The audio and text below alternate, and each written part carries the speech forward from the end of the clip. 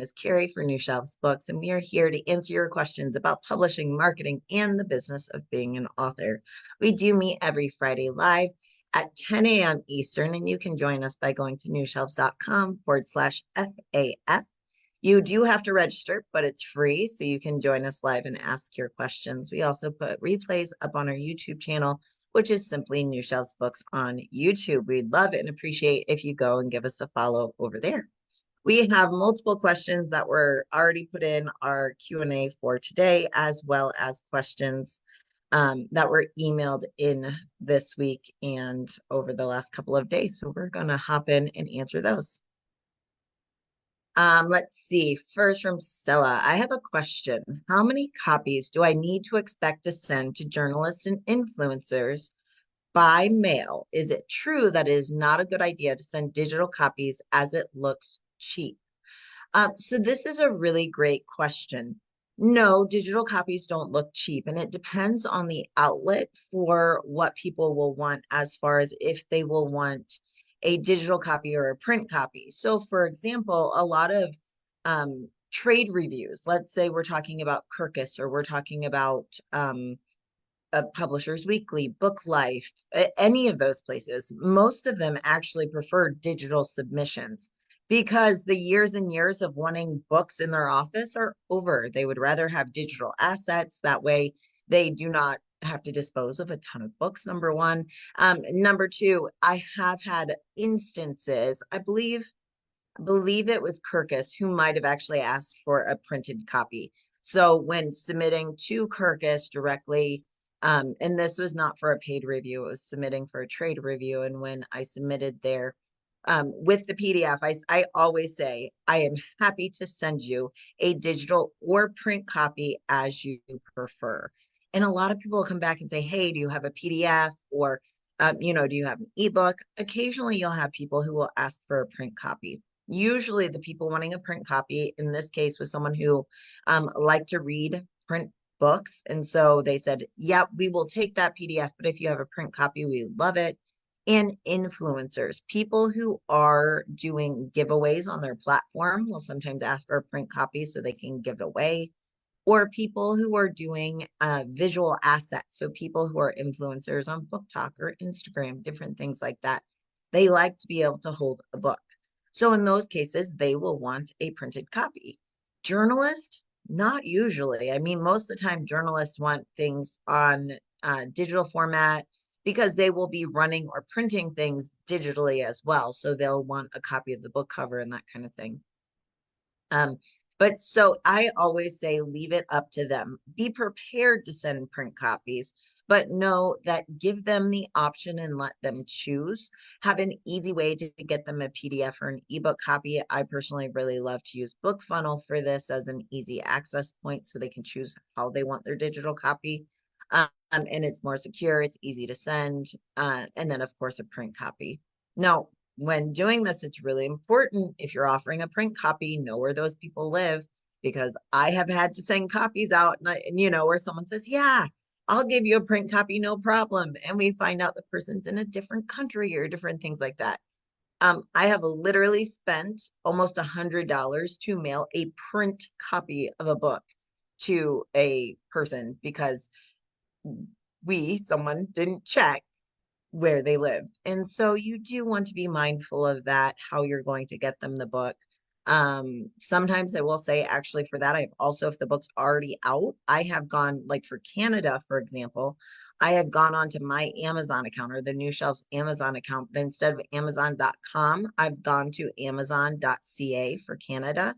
And I have had Amazon ship a copy directly to that person in Canada. And it was much, much cheaper and easier than if I had copies and mailed them out.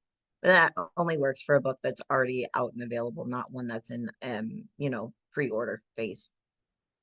So give the option there. Typically, I tend to see, unless it's a huge art campaign, unless you're getting a lot of interest, and this typically is going to happen, I would say, with romance. I often say that an author is going to want to have somewhere between 20 and 50 copies of printed arcs to give away. And that depends also on how much promotion you're doing, how many influencers you're reaching out to? Are you doing a TikTok tour and you're sending people book boxes where you make them really pretty and you have like a box with the book and some other things that tie into the book, or the cover, that kind of thing. So you have to think about how you're going to use them. But I will also say that depending on how you're getting those print copies, if you're ordering yourself through Ingram Spark, or if you have a publisher, whatever it may be, always ask yourself, can I order more? Is this a one chance shot where I need to order everything I have because after this I'm done? So I need to ask for 50 copies from my publisher and hope that they say yes. Or is it a case of, I'm going to order 20 copies from Ingram Spark, and if I need more, I can order more? Because you don't necessarily, especially if it's an ARC, if it's got an ARC sticker on it, or if it says, in any way that it's not the final copy, then you can't resell those. They're ARC copies. So I've seen a lot of people end up throwing books away. So I would keep that in mind as you're kind of looking forward to how many copies to order. Let's see. Hello. My clicker's not clicking. It's what happens when I move the command center. All right, here we go. Our next question here is from Mark, and Mark had a question about his cover. So Mark and I met through email. He was recommended to New Shelves not that very long ago, and he was recommended to New Shelves to talk about his marketing. And one of the first things that I told Mark was, I love your book, I love the idea, but I think Mark listened and he's working on a new cover. So I have to say, my computer seems like it's freezing up. So if you guys can hear me and I'm not freezing up, let me know in the chat. Otherwise, I'll need to think of plan B for today because that's how life is going.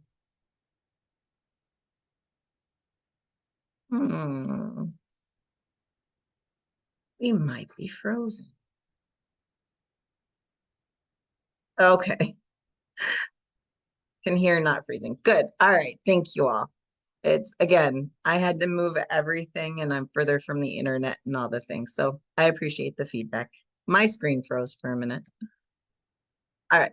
Now, without further ado, Mark, who is wonderful, is looking for feedback on his book cover and kind of some of the ideas and thoughts behind, okay, why are you giving this feedback? So I often get asked not only, one of the first thing an author asks is, if you have critical feedback about their cover, they want to know why or what doesn't work about it. I actually was working with a client just the other day, and the client specifically kind of said, I said, well, your book, the person was saying, well, this is more of a self-help book. And I said, well, it's branded very much as business. Your book cover says business.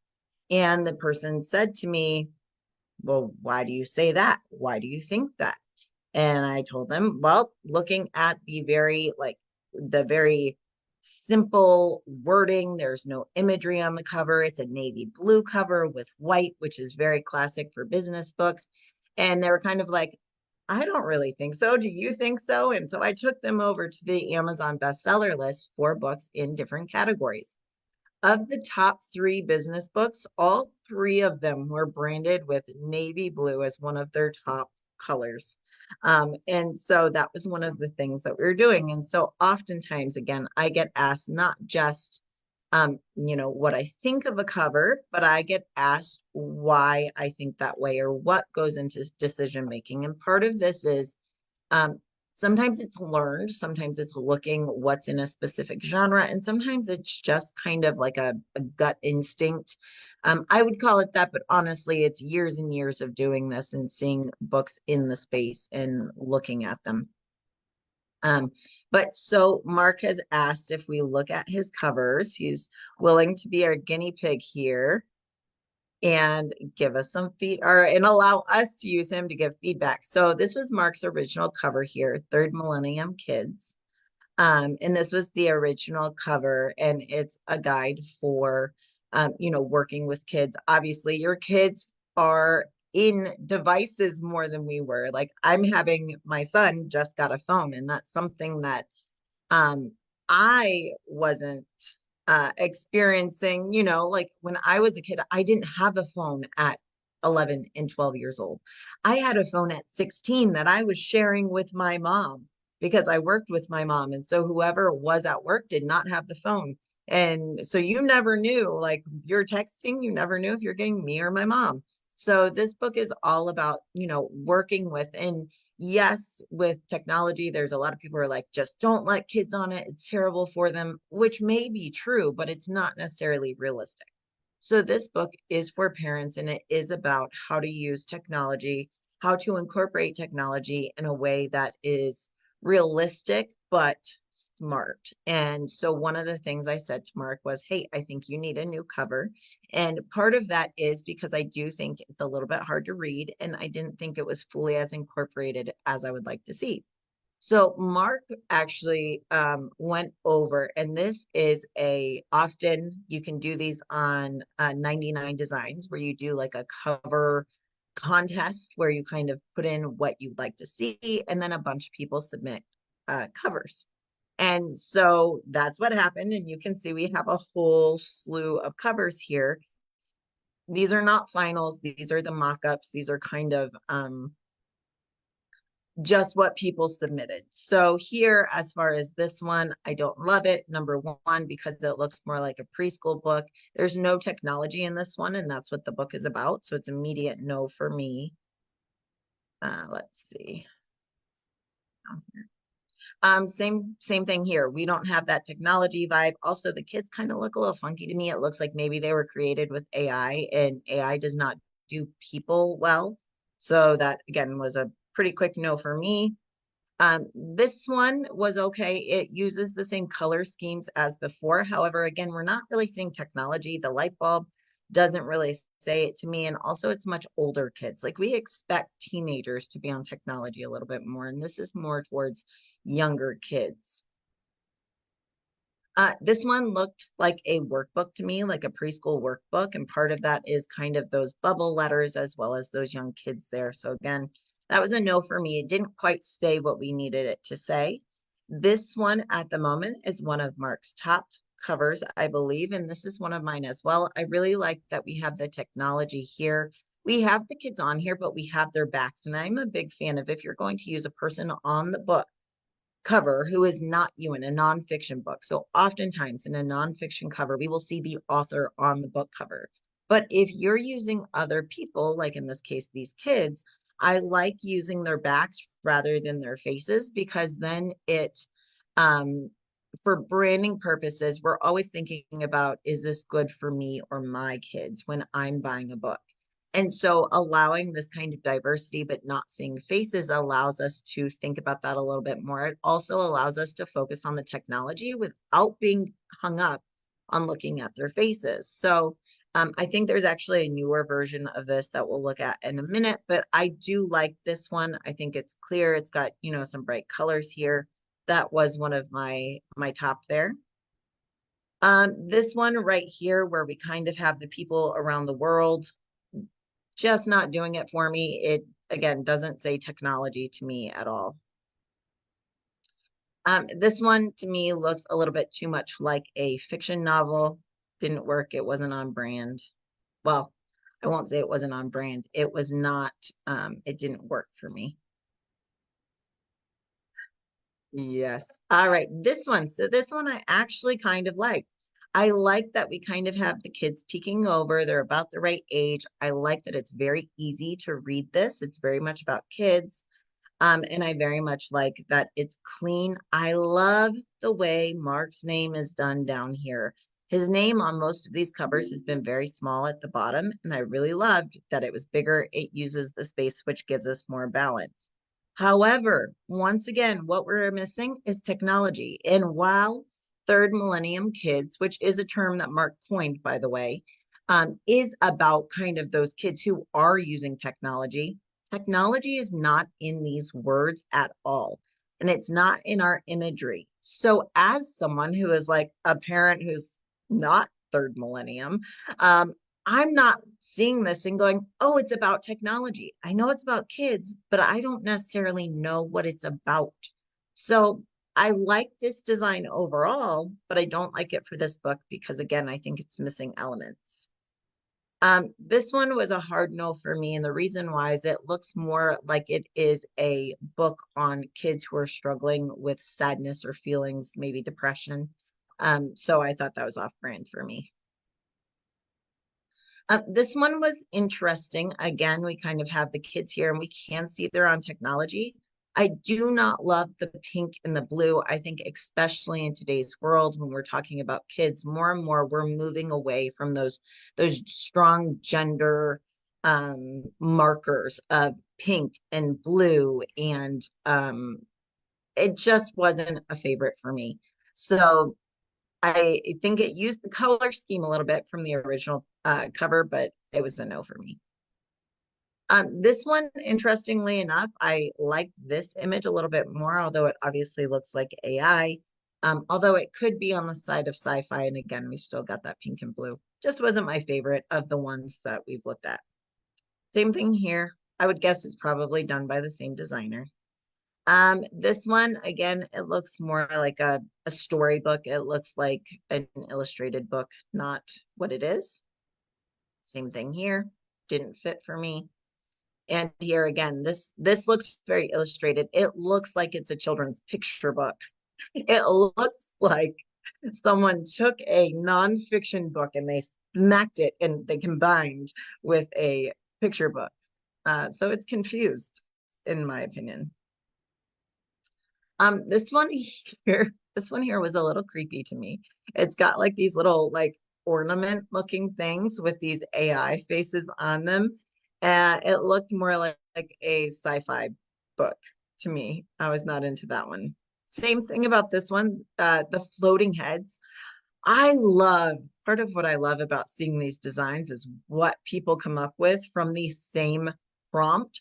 So here we have this girl with the floating gold balls around her head and heads, floating heads. I know, Mark, that you weren't even considering this, but again, it's just so interesting. This one here, I like this one, and this is again one of Mark's top picks over here. You can see here that we do have kind of that cartoony feel, but we've got a kid with a bunch of the different elements of technology around them. So what I like about it is that's very clear for technology. It's very clear and easy to read. It's got a bright background, which I think works, and Mark's name stands out well. So I think that overall, this one is a good contender. I think that this one is actually okay too. However, I will say, even though we have the technology in here, it looks more like a book for teachers about school more because it looks like a school setting more than a book for parents. And again, because it doesn't necessarily mention that it's for technology, it's a cool design. It's not one I would pick for this book. Let's see. Same thing. Again, I won't even say words on that one. I'll just skip that one. This is another one of Mark's top designs that he liked. Again, we have kids with the technology. Again, what I like, we don't really see their faces. They all have tablets or phones in their faces. I think this image is very evocative for the book because that is the idea is we know our kids have to learn how to use computers. It is the future. We know our kids need to learn how to use devices and they're going to. They're using them. I'm sorry, every school that I have seen kids in recently has tablets. They have laptops. My kids' work is mostly on laptops now. They are using devices. We know they have to use devices, but we also don't want them consumed by technology. And I think this is an evocative image for that. Now, I did pick up that there was a typo on here. You can actually see ipsum, which means this is partially where they probably were using like Latin filler words and they didn't quite get them all out. So that's a problem. I do like the play on colors. I do think I would lighten the background just a touch.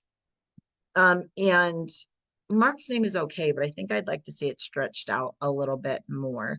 But I like this one. I think that it's clear, easy to read, and it does definitely tell us what it's about. Like your cover, even for not nonfiction, is telling us something, and it has to tell us the right thing. And this one is, which I appreciated. This one was okay. The black though looks a little bit more like it's some type of like horror story. Not my favorite. This one was okay, but again, it seems less like a technology guide and more of like that single child alone, maybe dealing with some big feelings. And that's why I didn't love it that way because I don't think it's quite on mark. I do have to say that I do like the fonts here and kind of how the words are stacked. I thought that was cool. These kids are way too old for who the book's meant for. I do not like the blue at all, nor the font. That was just a total miss for me. Um, didn't love this. I will say a little bit though, this one, because it's third in the color at the top, it almost looks like third edition because that's used for editions a lot. Imagery was off for me, just a no. This one was okay, but again, we don't truly see technology. It looks a little sci-fi. I did not like the fonts that were chosen here. Again, this is okay. I would have liked to see a little bit more diversity on the cover. And also I don't love the overall color scheme on this one. There's a lot of focus on third. Uh, it just was not as much of a hit for me. This one looks like it's some type of, storybook. It's like Jumanji or something. I don't know. This one, again, didn't fit for me. This one, kids are too old. Kids are too old. Um, nah, I mean, those almost look like adults. Um, this one's playful, but I don't think it's as strong as the other ones there.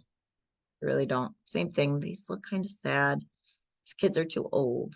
So I think we did kind of pull the top three. So of those top three that we looked at, I think all of them are great options. I think it's mostly looking at these things, and I will say it again, we want to think about what you want your message to say. Who's it talking about and who is it meant for? And those are the things that we really need to think about when we're creating a book cover and book cover design. Yes, we want the elements of imagery that's clear, that is well done. We want fonts that are easy to read, and we want balance in a cover, but we also want things like, are the colors evocative for that right person? I will say a lot of the covers that we just looked at had red in their title, which does stand out. But does red say children? The multicolor says children more to me. Um, does the font, is it clear enough? Does it look too fantasy or does it look too flowy for a kind of parent book? What does that imagery say? Is it a child alone, which looks kind of lonely? Is it multiple kids? And those are the things that we're looking at. And some of this you can absolutely kind of get and understand was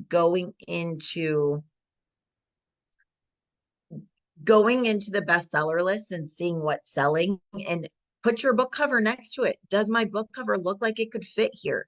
Literally take a screenshot of the bestseller list, the top books, put your book at number one spot even. I don't care. But put your book there and say, does it fit here? And if it doesn't, then you've got a problem. You also need to make sure that you're looking at comps that have come out in the last year, maybe two. Yes, there are books that have been famous for years and years. They are bestsellers, and so they're still bestsellers, but their branding looks like it came straight out of the 90s, which I'm not against the 90s, but I am if your book cover looks like it came from the 90s and it's not meant to. So those are the things that we kind of have to look at and think of. And then part of it is just like I said, part of it is something some people do this really well, some people don't. I cannot create art. I am no artist. I cannot draw, I cannot paint. I can't do stick figures. I can't. They always have problems. But what I am able to do is I'm able to look at something and kind of get a sense of if it'll work or won't for books in particular and why. Um, I can kind of spot because I have attention for detail, I can spot things about why something might work or might not work. And that's what I'm good at. I'm good at uh, positive but critical feedback. Other people aren't. Other people are artists or other people are musicians. I can't play a note of music. I can't even hear when I'm off beat. I I have no skill there. So if this is not your skill, then make sure that you're leaning on people who have that skill. And I also think it's crucial that we do not just ask the people who love us. Do not ask just your best friend. Do not ask your spouse. They're going to say, "You like it? Yeah, I love it," because they don't want to have that argument. Ask neutral third parties, ask the intended audience if it hits well with them. Do blind tests or ask professionals because a good professional will give you hard critical feedback, even if it's not easy to say. We will say the truth because that's our job, or at least if we're good at our job, that's what we will do. And I see a question here about um, I hadn't thought of colors. I've envisioned navy blue or some sort of blue in my cover. It's not a business book. My work in progress is a critical historical biography, and blue was her favorite color. Can I use blue in the images, but not the font? Here's the thing. You can use blue in lots of book covers. I have blue in historical fiction and sci-fi. I have blue in lots of different covers. It's how it's used. And I think it's one of those things. Your book cover, I want you not to hate it. I honestly do. But your book cover needs to fit the genre norms and it needs to say what you need to say more than to have your favorite color or not to have a color you don't like or you like this font. Great. Create your own book cover, create a masterpiece, print it off, frame it, put it on your wall. But what you're selling is not for you, it's for the person buying the book. So I'm not saying you can't use blue in different genres. I'm saying that you need to use it as is appropriate for the genre and make sure that you are thinking of that in mind, that you aren't getting in your head set. My favorite color is black, so my book cover is going to be black. Like my favorite colors are black and green and gray because apparently I'm super basic. That would make a camouflage book cover. That's not necessarily something that needs to be on anything unless it's about hunting. So again, it's something I want you to like your book cover, but remember your book cover is not for you. Your book cover is for the person buying the book.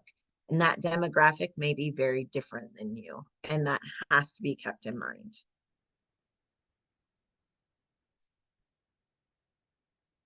All right, let's see. Yeah.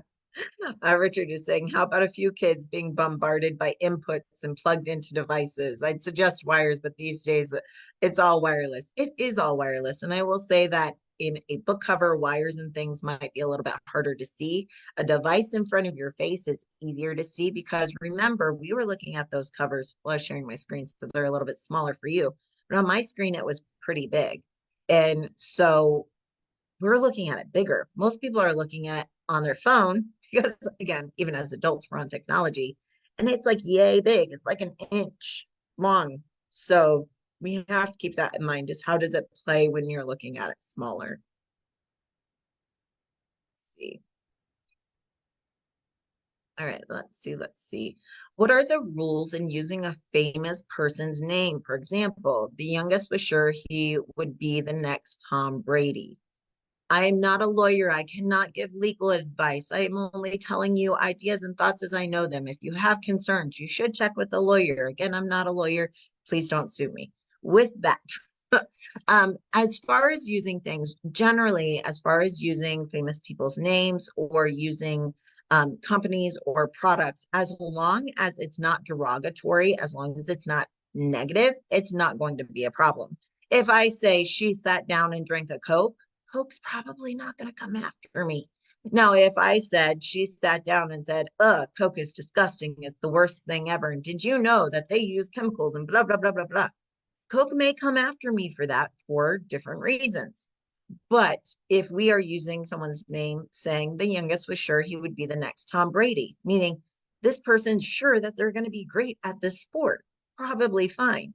Now, if you change this and say Tom Brady said he would, or he could become the next great superstar. That's going to be a problem unless Tom Brady did in fact say that and give you written permission to use it. So that's kind of the rule that I follow by. But again, if you have any real concerns about using a famous person, a brand, anything like that, either remove it or talk to a lawyer, because I am not a lawyer. So I cannot give you legal advice. Let's see. Going back to the cover, Mark saying, I'd like to see kids collaborating through technology. And Mark, I would say that is the picture you want to paint for parents and adults from reading your book, but that is not what will draw people to your book. And that's the difference. And that's what I'm talking about, of what you would like to see and what you need to put on to draw the correct audience is a like perfect example. You would like to show kids collaborating through technology because you are helping build a hopefully more positive, healthy outlook on how to incorporate technology into a child's life. But most parents are coming from a place of overwhelm and fear and feeling like their kids are becoming bots. That's what you need to market to. Now, hopefully by the end of reading the book, they'll have a slightly different idea. But in the beginning, doing a collaborative look that looks more positive, I think will actually be a harder sell, and you won't find the right audience for the book doing that. Let's see. How do I check sales on Amazon or Barnes and Noble? So how you check your sales really depends on how you're published. If you have self-published and your book is up on KDP, you check your Amazon sales through KDP. If you are self-published and you've got your book on Ingram Spark for Barnes and Noble, bookstores, libraries, you would check on Ingram Spark. If you are wide with your ebook and you are doing draft to digital, check your sales there. If you upload it directly to barnesandnoble.com for your ebook and Kobo for your ebook, you would check those individual platforms. If you have a publisher, now this can be a hybrid publisher, a traditional large publisher, does not matter. Your publisher has that access, and you would have to ask them how you get reports. Most big traditional publishers will give you a report once or twice a year. Some smaller hybrids will either have a dashboard or they will do like quarterly, but again, sometimes it's once or twice a year. So you would need to go to your publisher to figure that one. Pat's question, how can I launch my 4th picture book without having another launch team? Here's the beautiful thing. I love launch teams. I think that sometimes they work long term, sometimes they don't. But the beautiful thing is when you launch a couple of books well, your following books should become more and more about building your platform, your audience, and using your audience. So, for example, it's not a picture book, but I do have an author who has a series. He's got 9 books out. We're working on the 10th. And for that book, the first book, we really launched hard. We used a launch team.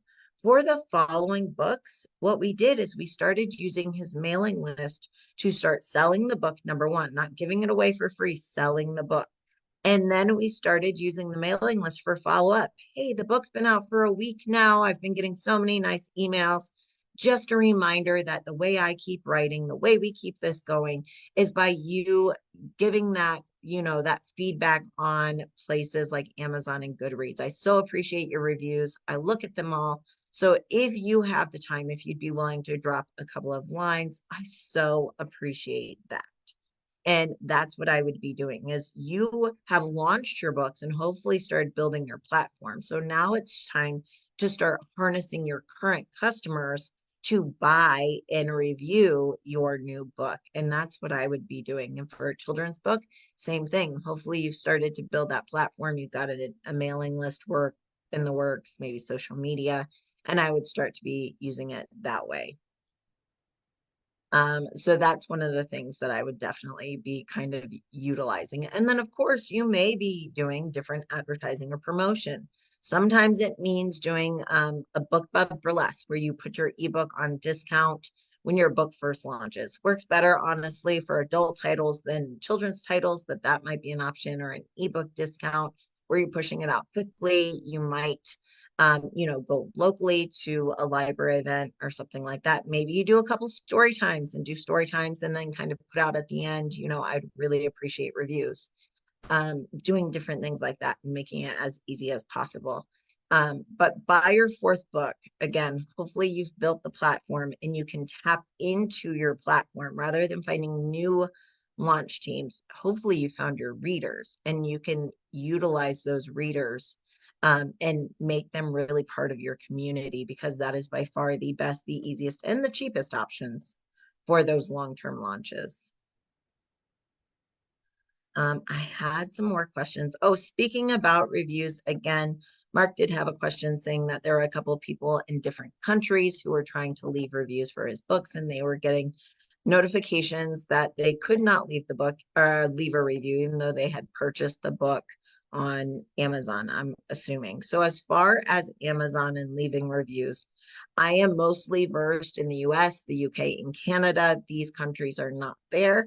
So rules may be different. However, generally speaking, with reviews, you have to have for Amazon reviews, you have to have an account in good standing. In good standing to Amazon means that you have to have no shady business on your account, but also it is the idea of you have to have spent in the US $50 or more in the last year. So even if these people bought your book on Amazon, they may not have an account that has reached that minimum spend in time in order to leave that review. So that might be it. Or they may have done something like mentioned you personally. My pal Mark just wrote this book and it was fantastic.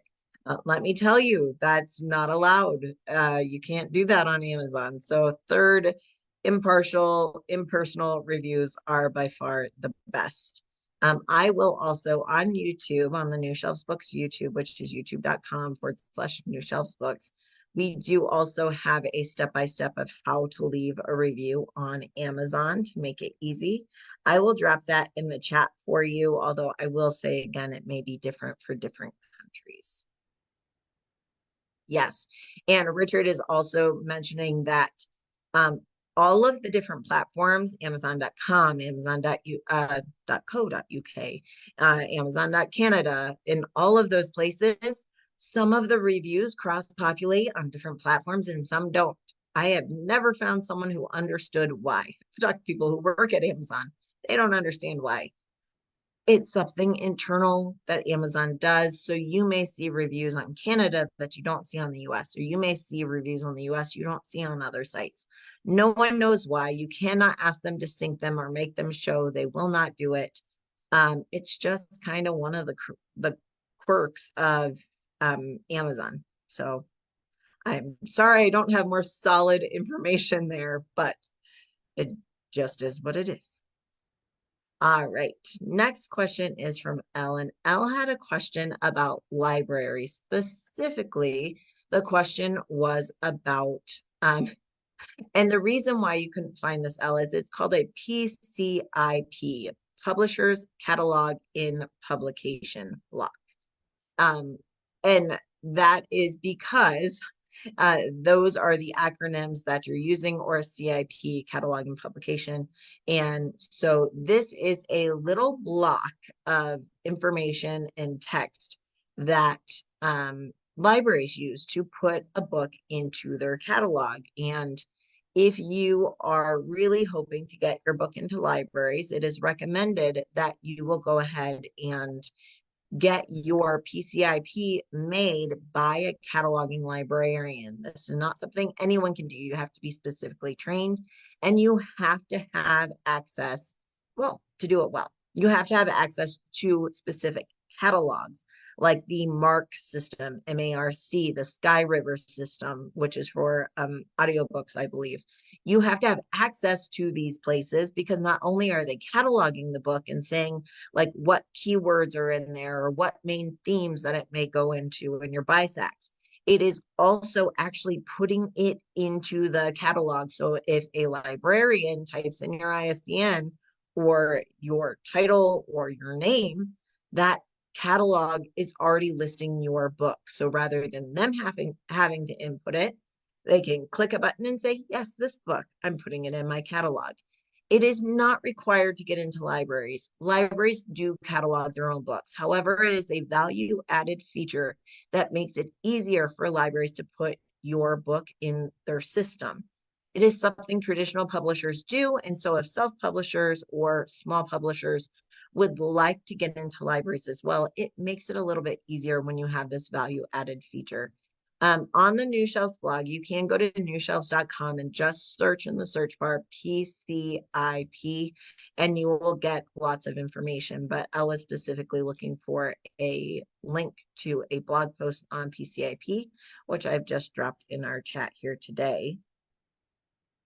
But there was a follow-up question, so let me find that. All right. Yes, I'm sure that if you have a publisher or a hybrid in mind that you'll be working with, I'm sure that they will help walk you through the steps. Although I will say it's really important when working with a hybrid publisher or a service provider that you are educated on the things you need, because some people are very well educated in the field and some people are not. Some people will tell you all you need is KDP. And I guess that's all you need to publish a book. However, we know that if you'd like to professionally publish a book, make it available everywhere, to get it into libraries, to have the possibility of bookstores, that you need to do more than KDP. So I think it's really important that you educate yourself, kind of those ins and outs, so you know the right questions to ask. That's one of the things I hear the most often when I talk to authors who are frustrated with the publishing situation they got themselves into, is they didn't know what they didn't know. They didn't know the right questions to ask.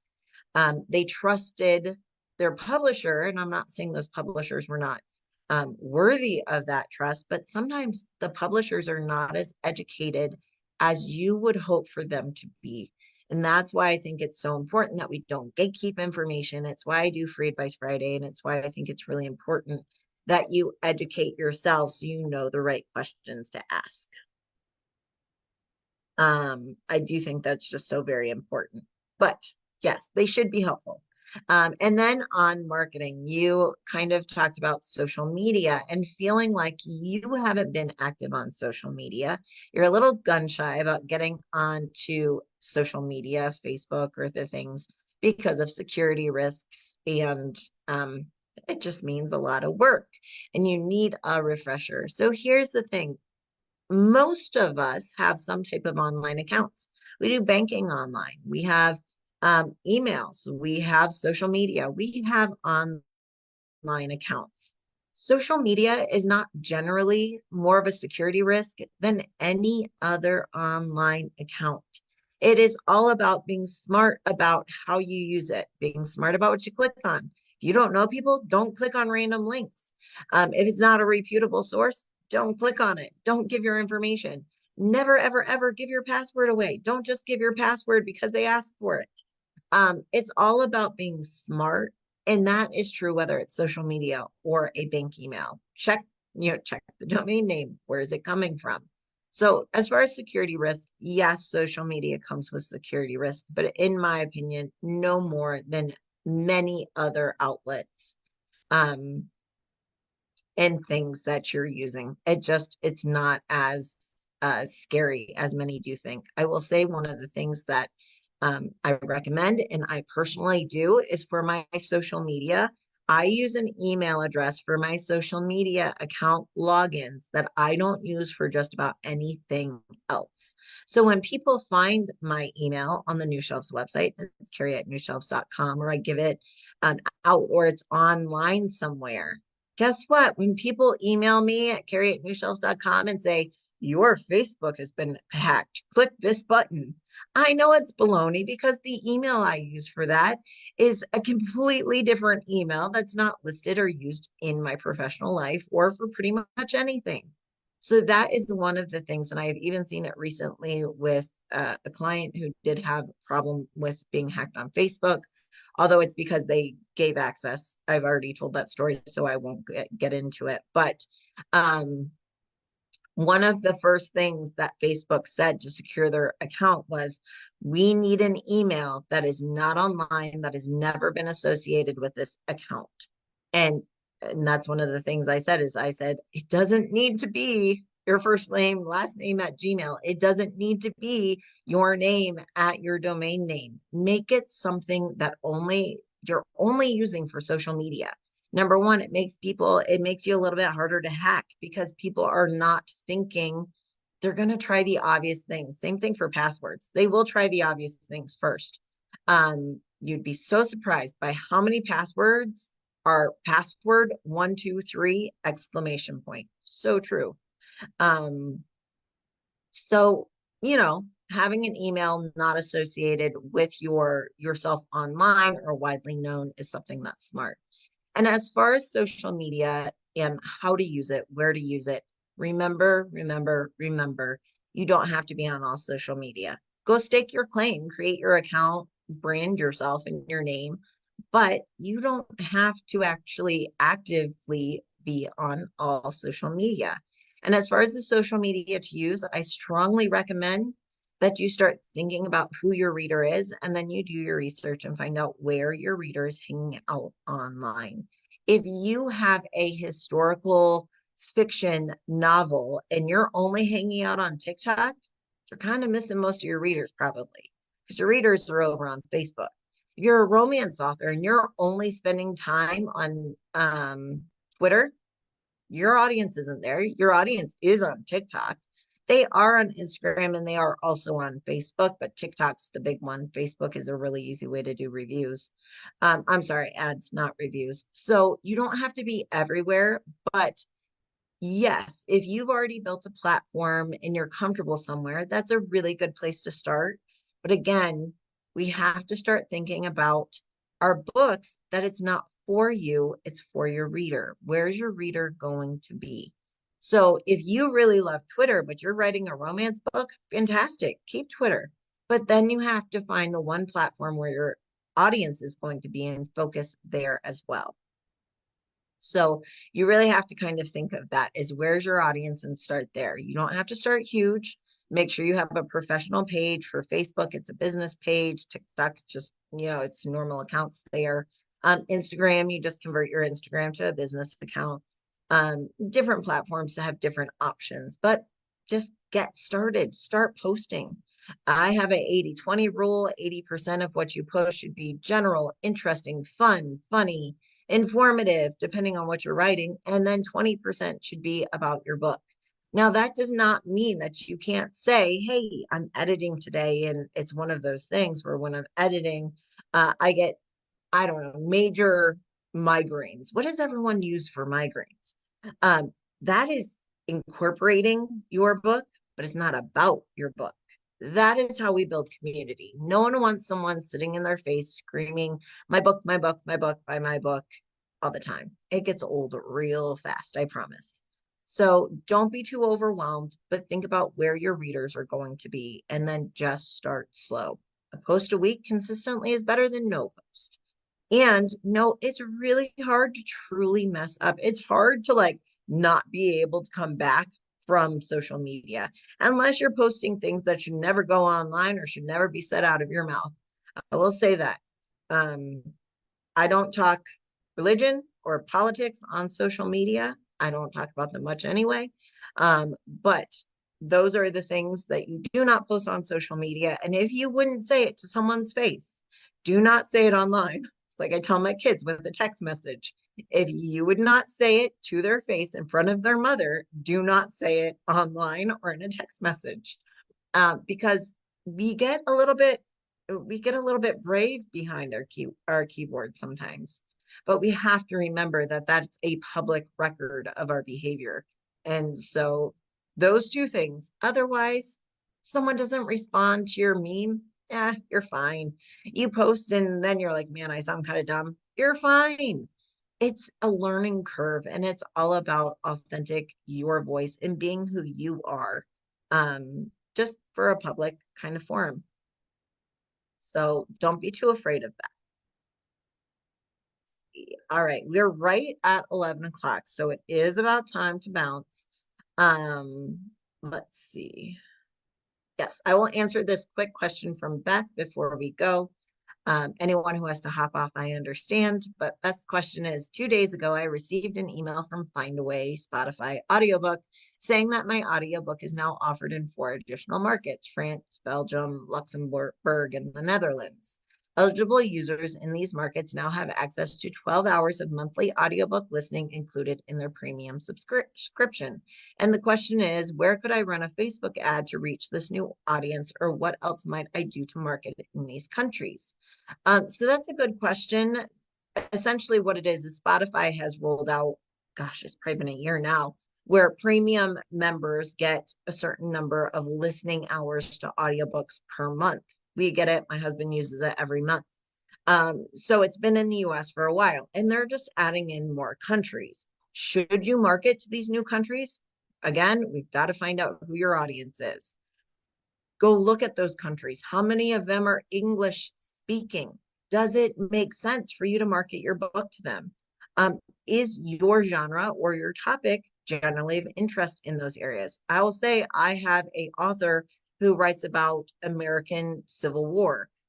It's not very interesting to people. If we look at his book sales, massively skewed to the US. It's not as interesting to other countries. That doesn't mean he never gets sales there, but not in a way that's usually worth advertising to. Or test it and see what kind of response you get. Does that country typically speak English? Now, I will say a lot of other countries start speaking a second language, often English, early on, but make sure that you're looking into that. Like, how much of that market could actually be a potential reader or listener of your book? And then kind of adjust yourself from there. Maybe it's like, okay, not a ton, but it's worth it. So I'm going to run a Facebook ad specifically in France, targeting audiobook listeners who like history. And I'm going to have a really low ad spend, $1 or $2 a day for a month, and see how it works out, and see how it works. That's how I would start. And honestly, I think that Facebook ads are one of the easiest ways to target audiences like that. And you can do it again for $1 or $2 a day, which is relatively low risk for that trial period. So I think that's where I would be starting out, is with those Facebook ads, maybe Instagram ads. Again, it's tied into Facebook and Meta. And that's what I would be doing there. Or you might say, that's super awesome. I love my books available there, but it doesn't really change my audience or market. So I'm just going to keep on swimming. And that's perfectly okay as well. All right. I think we covered all the questions. We're a couple minutes over. So thanks to those of you who stuck with me. We will be back next Friday, 10 a.m. Eastern. If you think of questions this week and you're like, I'm going to forget that question, just email it to me, info@newshelves.com. I have a folder in my email and I save all of those questions for Friday. So feel free to email it in. Or, of course, you can join us again live next Friday and we'll answer it then. Thanks, everybody. Have a great weekend, and we will see you next week. Bye.